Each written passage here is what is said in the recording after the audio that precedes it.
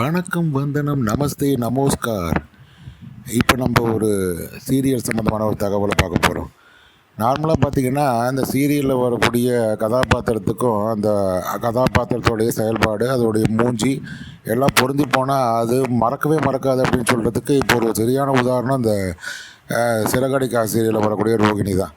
ரோகிணி கேரக்டருக்கு சரியான பொருத்தம் அந்த சல்மாங்கிற அந்த ஸ்டார் தான். அவங்களுடைய மூஞ்சி அவ்வளோ கரெக்டாக பொருந்தி போகுது. எந்த அளவுக்கு ஃப்ராடுத்தனம், பித்தலாட்டம் அதெல்லாம் காட்டணுமோ அந்த அளவுக்கு அந்த ஃபேஸ்லேயே காட்டுறாங்க.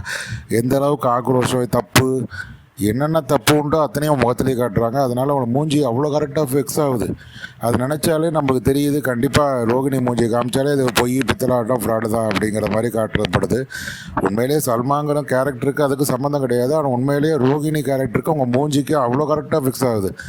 பொருந்தி போகிறது ரொம்ப முக்கியமான விஷயம். எப்போதுமே ஒரு கேரக்டருக்கு ஆளை போட்டாங்கன்னா அந்த ஆளோட மூஞ்சி கரெக்டாக பொருந்தி போணுச்சுன்னா கண்டிப்பாக சக்ஸஸ் ஆகிடும். அதுக்கு கண்டிப்பாக இந்த சிறகடிக்க சீரியலில் பார்த்திங்கன்னா ரோகிணியோட ஃபேஸு அவ்வளோ கரெக்டாக பொருந்தி போகுது. அடுத்ததாக பார்த்திங்கன்னா இப்போ ரோகிணியோடைய பையனை சொல்லி ஒரு பையனை போட்டிருக்காங்க, கிறிஸ்டன் சொல்லிட்டு, அவன் மூஞ்சியும் பார்த்திங்கன்னா அவ்வளோ கரெக்டாக ஃபிக்ஸ் ஆகுது.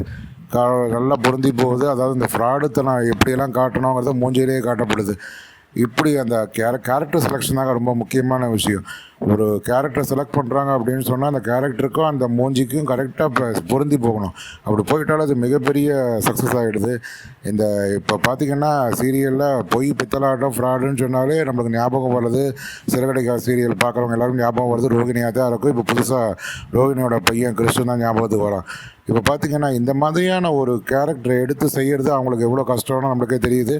ஏன்னா அவங்கள எங்கே பார்த்தாலும் அவங்கள அதே கேரக்டராகவே பார்ப்பாங்க. முன்னெல்லாம் சொல்லுவாங்க, எம்ஜிஆர் படத்தில் நடிக்கக்கூடிய நம்பியார் எங்கே பார்த்தாலும் கண்ணாப்பெல்லாம் திட்டுவாங்களாம். அதே மாதிரி பார்த்திங்கன்னா இப்போ ரோகிணி எங்கே பார்த்தாலும் கண்ணாப்பெல்லாம் திட்டுவாங்க. அந்த திட்டெல்லாம் அவங்க வாங்கி தான் ஆகணும். அதெல்லாம் கொஞ்சம் கிரெடிட்டாக தான் எடுத்துக்க முடியும், வேறு வழியில் என்ன பண்ணுறது. ஏன்னா அவங்களுக்கு இதனால் மிகப்பெரிய அளவில் செல்வம் கிடைக்கிது, பணம் கிடைக்கிது அப்படின்னு சொல்லலாம். இருந்தாலுமே அதை திட்டும்போது அதை வாங்கிக்கிறாங்க பாருங்கள். ஆரம்பத்தில் கொஞ்சம் கஷ்டமாக இருக்கும், போக போக அது பழகிடும் அப்படிங்கிறத உண்மையான விஷயம். இருந்தாலும் நம்மளுக்கு இந்த பொய், பித்தலாட்டம்னாலே உடனே ஞாபகம் வருது ரோகிணி அப்படின்னு. இப்போ வீட்லேயே பார்த்தீங்கன்னா யாராவது பொய் சொன்னாங்க, ஏமாத்தினாங்க அப்படின்னு சொன்னால் உடனே ஞாபகம் வருதுன்னு பார்த்தீங்கன்னா, இந்த மாதிரி ரோகிணி மாதிரி பண்ணுறீங்க, ரோகிணி மாதிரி செய்ய ஆரம்பிச்சிருக்கீங்க, கிறிஸ் மாதிரி பண்ணுறானேவா அப்படிங்கிற மாதிரி சொல்ல ஆரம்பிச்சிட்டாங்க. அந்தளவுக்கு இந்த சீரியலில் வரக்கூடிய ரெண்டு பேரோட ஃபேஸு ரொம்ப ஃபெமிலியர் ஆகிடுச்சு. முக்கியமான விஷயம் எதுக்குன்னு பார்த்தீங்கன்னா பொய், பித்தலாட்டத்துக்கு ரொம்ப ஃபெமிலியர் ஆகிடுச்சு அப்படின்னு தான் சொல்லணும். இருந்தாலும் நம்மளுக்கு வேறு வழியில் ஒரு கதாபாத்திரத்தை எடுத்துக்கிட்டோம்னா இந்த கதாபாத்திரத்தை எங்கே வேணாலும் நம்ம ரியல் லைஃப்பில் பார்க்குற மாதிரி நம்ம யோசிப்போம். அப்படி தான் இப்போ நிறைய பேர் இந்த ரோகிணி, கிறிஸ் எங்கே பார்த்தாலும் சின்ன பையன் தப்பு பண்ணால் கிறிஸ் மாதிரி பண்ணுறானே அப்படிங்கிற மாதிரி சொல்கிறாங்க. ஒரு பெரிய பொண்ணுங்கள்லாம் தப்பு பண்ணாங்கன்னா ரோகிணி மாதிரி பண்ணுறாங்களே அப்படிங்கிற மாதிரி சொல்கிறாங்க. ஆக மொத்தத்தில் ரோகிணி, கிருஷ்ணன் இப்போ இந்த விஷயத்தில் ரொம்ப ஃபெமிலியர் ஆகிட்டாங்க. இருந்தாலும் அவங்க அந்த கேரக்டர் தான் பண்ணுறாங்க அப்படின்னா கூட அந்த கேரக்டருக்கு எவ்வளோ வேல்யூ இருக்கும் அது இது வழியாக நம்ம புரிஞ்சுக்கலாம்.